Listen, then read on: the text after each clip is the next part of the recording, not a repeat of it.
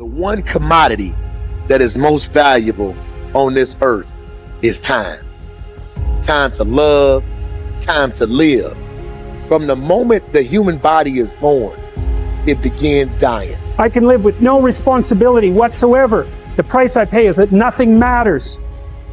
Or I can reverse it and everything matters. But I have to take the responsibility that's associated with that. And so if your life isn't everything it could be, you could ask yourself, well, what would happen if you just stopped wasting the opportunities that are in front of you? What is death and what is life? What is this thing we call life? What makes life so unique and so beautiful? It is beautiful because whatever you have that you may be facing, what you may be dealing with, life is still good. You are living and achieving your dreams. Find time to better yourself, read, explore, research, live life, do things you've never thought of doing before. That's what it's all about. It might not be fun, it might not be easy, but it is profitable. It does give you results. Think about all of the great people that we admire in our society and things that they must have had to go through in order to make it look effortless. And one day you're gonna be great, but you think you got time. You think you got time. AET 3 years from now, 5 years from now. I'm telling you, you deserve to be great now. And not only do you deserve to be great, there's some people in your life. You must be yourself if you want to experience your true purpose in life. If you're different, be different. Be different and do it with pride. If someone doesn't like it, if many people don't like it, who cares? Your life would feel better and richer if you had a goal, you chase that goal, you accomplish some things, you would get this boost of confidence, you'd get this boost of self-esteem, like whatever it is that you're going to do. Learn from what you've just done, move forward. Learn from what you've just done, move forward. Repeat, repeat, repeat, all the way forward until one day you're going to get to the end of that tunnel and you're going to see the light. You need to take massive action. And if that doesn't work, try something else. If that doesn't work, try something else. Keep going with massive action and you will find the way because it will give you momentum. The time is now. The time is now to express and for people to believe in themselves. The time is now for it to be okay to be great. Listen to me, if you work for it, if you're willing to put in that sweat, that blood and those tears, baby, I'm telling you, you can have what you want, be what you want, do what you want. Are you hearing me? And start now. Start believing, start dreaming, and create the life and the person that you really want to see. I think it's good to remember that if we just go along with the crowd, we won't wind up with much more than the wish that we could do it all over again, and as far as we know, you can't. If we want to amount to anything as individuals, we need individual goals, individual thinking, individual actions, and we must never conform to the big group.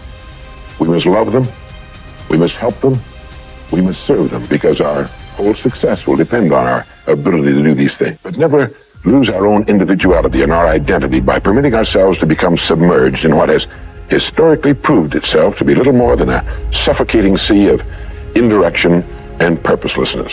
If we want to emulate someone, fine, but let's be choosy in whose steps we follow. It's the only life we've got. And remember to think. Imagination is everything, and we can become what we can imagine. If you find yourself getting depressed and down at the mouth, as we all get once in a while, you might want to remember this quotation by Dean Briggs. He said, "Do your work. Not just your work and no more, but a little more for the lavishing's sake. That little more which is worth all the rest. And if you suffer as you must, and if you doubt as you must, do your work. Put your heart into it, and the sky will clear. And then out of your very doubt and suffering will be born the supreme joy of life." Believe it or not, in an age when we've come to nearly deify leisure time, we've almost lost sight of the fact that virtually all our satisfactions, rewards will come not from our leisure, but from our work. And don't forget the strangest secret. We become what we think about. But if you want to begin to move into your own personal greatness, if you want to begin to really enjoy a happy, successful, healthy life, you've got to be willing to go against the tide. You've got to be willing to harness your will and say, in spite of this, I'm in control here. I'm not going to let this get me down. I'm not going to let this destroy me. I'm coming back. and I'll be stronger and better because of it. You have got to make a declaration that this is what you stand for. You're standing up for your dreams. You're standing up for peace of mind. You're standing up for health. You want it, and you're going to go all out to have it.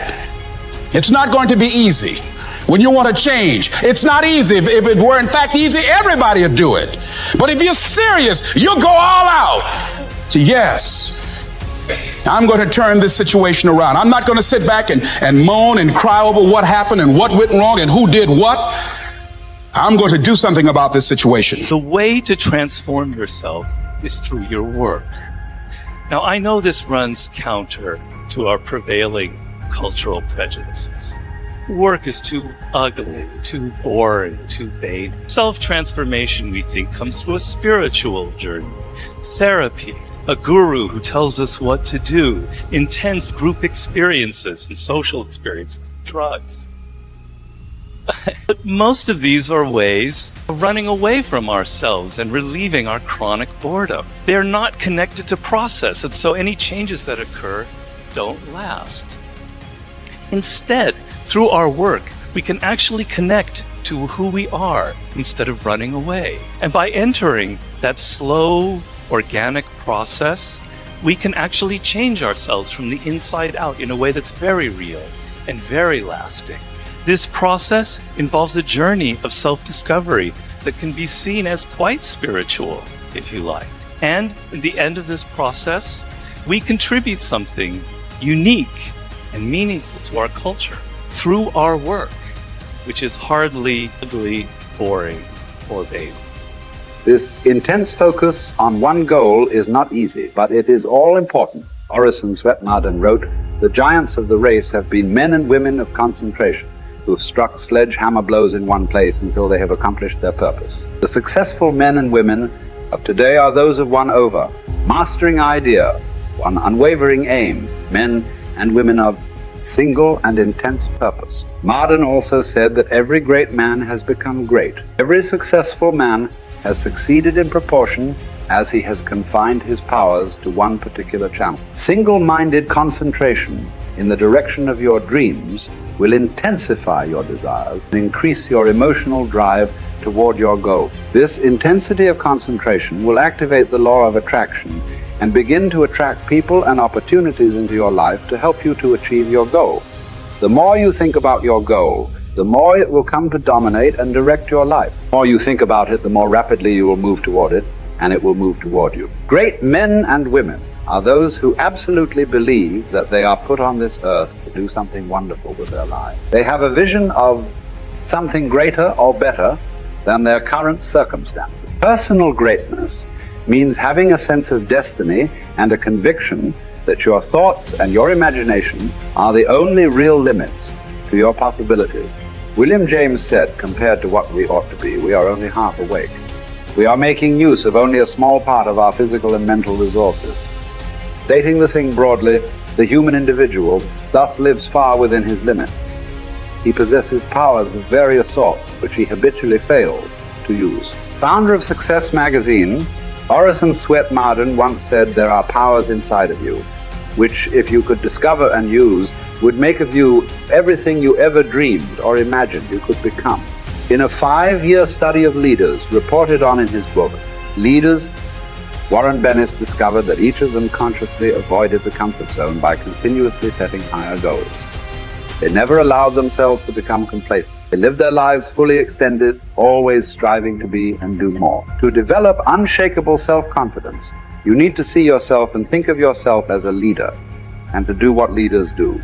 You need to stretch yourself toward the outermost boundaries of your potential. You need to set goals that draw out of you the very best that is in you. You need to work toward objectives that cause you to feel a sense of mastery and peak performance.